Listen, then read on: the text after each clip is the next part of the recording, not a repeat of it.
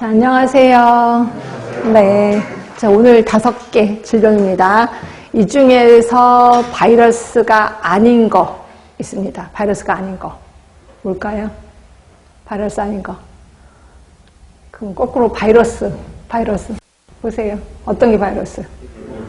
인플루엔자 바이러스. 그리고 메르스 바이러스. 또 에볼라 바이러스. 말라리아. 예, 얘는 원충입니다. 자, 그 다음에 중증열성 혈소판 감소증후군, 이거 헷갈리시죠? 바이러스입니다. 바이러스.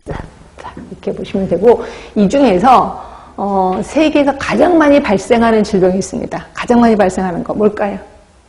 그러니까 역사적으로, 그렇지. 말라리아는 역사적으로 가장 많이 발생하는 것이라고 보시면 되고, 예전에 히포크라테스에서부터 말라리아가 시작됐다. 그러니까 얘는 반드시 알아야 되겠다라고 생각하시면 되고요. 특히 이제 신종 인플루엔자 같은 경우는 예전에 우리나라에서 유행을 한 적이 있었습니다. 이때 많은 사람들이 이거 걸리면 죽어요 라고 하는데 솔직히 치사율은 지금의 독감보다 약간 높을 뿐이야. 그래서 치사율이 그렇게 높진 않거든요. 그런데 무서운 거는 젊은 사람들한테 조금 더 많이 증상이 더 심하게 나타났다는 거죠. 그래서 젊은 사람들이 죽는 경우가 좀 많았었어요. 그러니까 국가적인 차원에서는 굉장히 손해가 되는 게 신종 인플루엔자. 왜 젊은 사람들이 일을 해야 되는데 젊은 사람들이 죽으니까. 그것 때문에 조금 신경이 쓰였던 게 국가적인 차원. 이거에 대한 예방 백신 아직 없습니다. 그렇죠?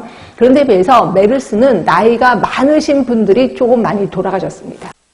나이 많으신 분, 또 기저질환이 있는 분들이 좀 많았던 게, 기저질환이 있는 분들에게 좀 중증 증상이 있었던 게 메르스라고 보시면 되고, 특히 메르스 같은 경우는 중동 지역을 갔다 오셨던 분, 75세 된 할아버지 때문에 이런 사건이 벌어졌다라고 얘기를 했고요. 그렇죠? 그래서 메르스가 있었고,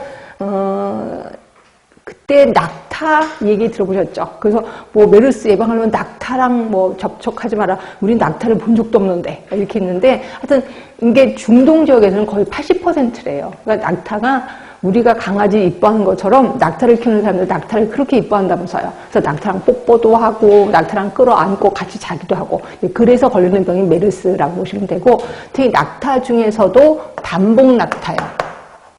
그러니까 낙타가 등에 이렇게 2개가 있고 쌍봉이 있고 단봉이 있는데, 이 단봉 낙타 때문에 있는 게 메르스다 이렇게 생각하는데, 그렇게 문제도 알고 같지는 않은데 혹시 모르니까 좀 공부해 보시는 게 좋고.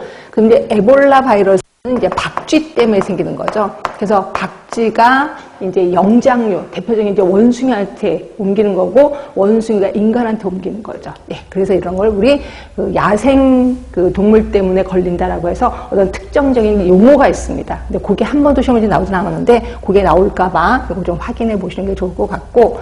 자, 말라리아 하면은 우리 모기 생각하시는 거 아시지? 그 모기 이름이 있을 겁니다. 그 모기 이름을 얼른 외워야 되겠다 라고 보시면 되고, 이따 책을 보고 확인할 겁니다.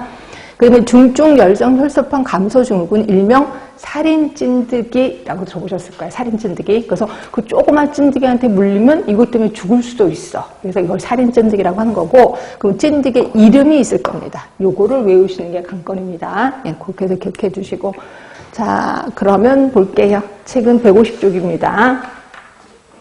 자, 신종 인플루엔자 기억번호 보시면 바이러스라고 표현했고, 잠복기가 굉장히 짧습니다. 1.5일에서 2일이라고 보시면 되고, 자, 거기 보시면 디귿번에 뭐 어쩌고저쩌고 쑥 써 있고, 마지막 중에 보시면 합병증의 종류나 고위험군도 계절 인플루엔자는 크게 다르지 않다는 거야. 그러니까 계절 인플루엔자는 맨날 겨울만 오면 독감 걸리는 사람도 있을 거예요. 그런 계절 인플루엔자는 크게 다르지 않다라고 되는 거고요. 자, 특징도 보시면 고열과 기침 등 기존의 인플루엔자는 큰 차이가 없다.